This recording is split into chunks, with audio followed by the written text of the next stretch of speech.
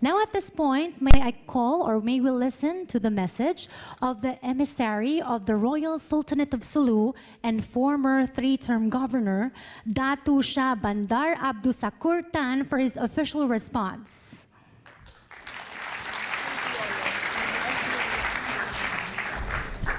A'udzubillahi minash-shaytanir-rajim. Bismillahir-rahmanir-rahim.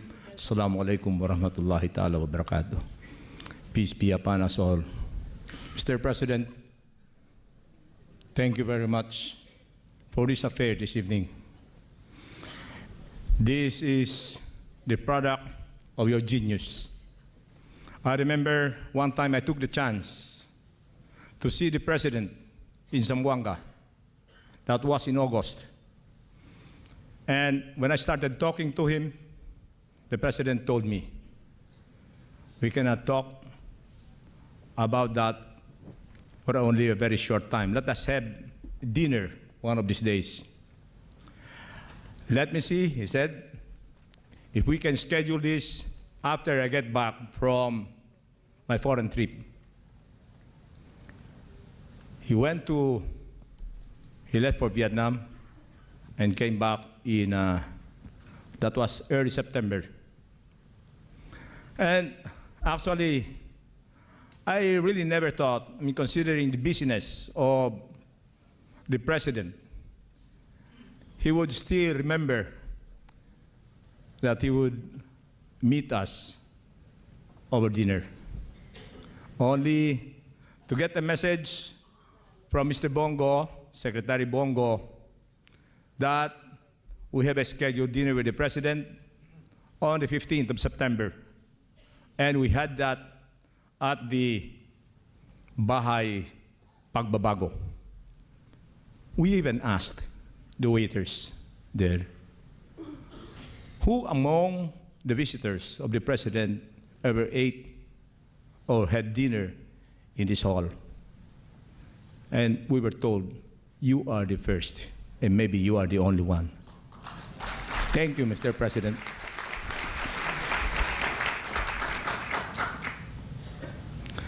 We talked to the President. I was with my son, together with my sister, head of the hospitals, some mayors. Of course, the President was with Secretary Bongo. And we told the President about the war in the South, which started way back in the early 70s. Up to now, we are still fighting the same war. It brings to my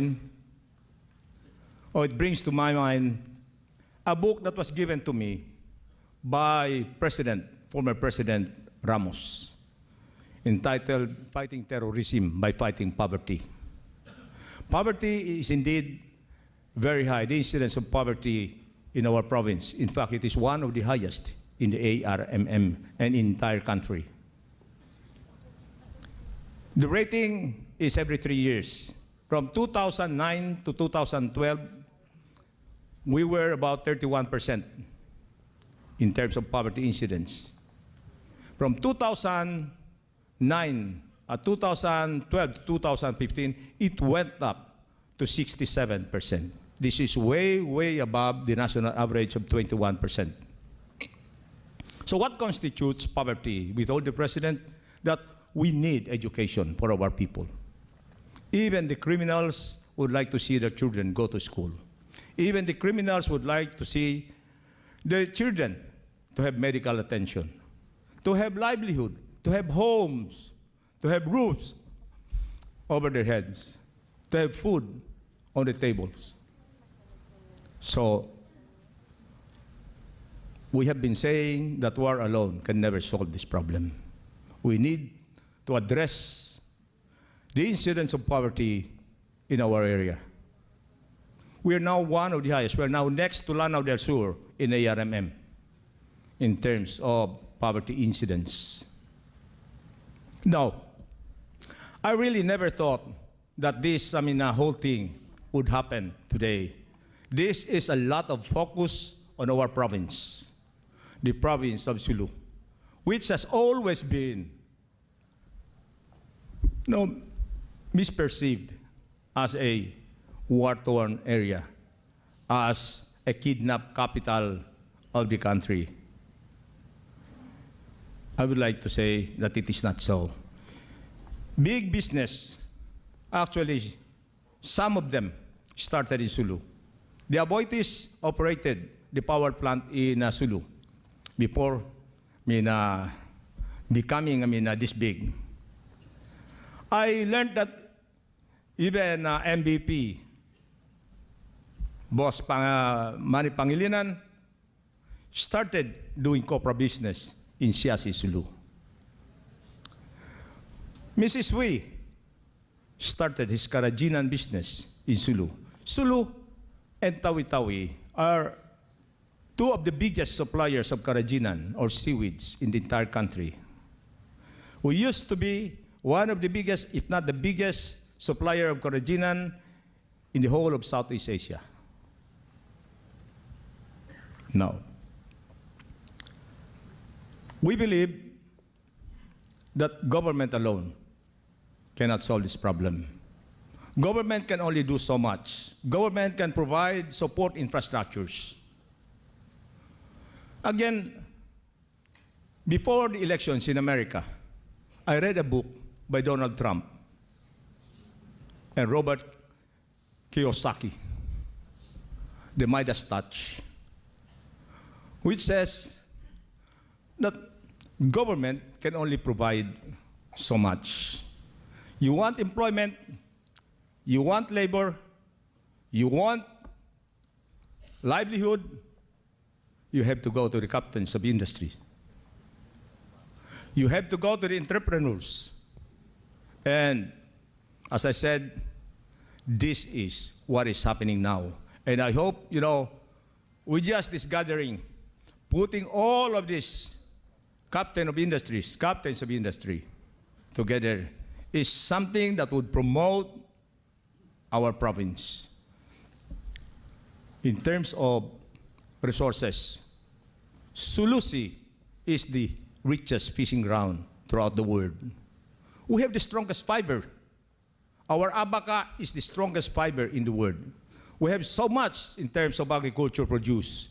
We have a lot of mangosteens, except that we cannot prolong the shelf life of our fruits. We have durians. Durians are growing wild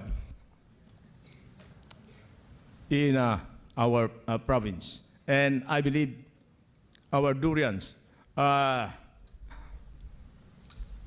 President, sir, I think our durians are the best.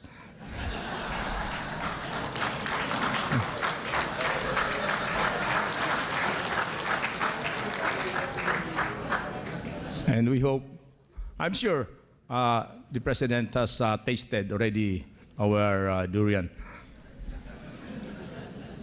Except that they do not last long as the durians of Davao. Now with this, I would like to say thank you very much. Thank you very much for all of these pledges and commitment of yours.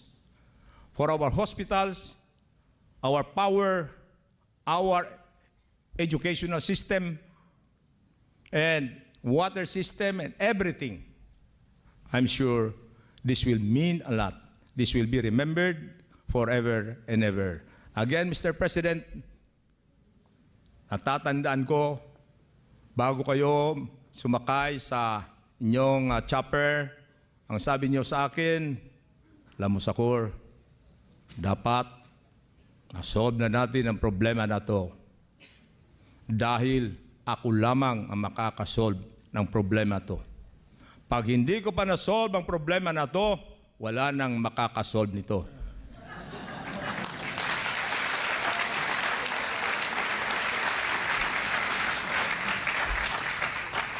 Ang sabi ko sa kanya bago umalis si Bagboard, si Mr. President, si President Sir, sabi ko, Sir, pag hindi nyo pa na-solve ang problema na to, Diyos lamang ang makakasolve na nito. Maraming salamat. Thank you very much to all of you. Wassalamualaikum warahmatullahi ta'ala wabarakatuh. Thank you very much, Datu Shabandar, Abdusakur Tan. Now to introduce our distinguished speaker, let's call on Presidential Advisor Joey Concepcion.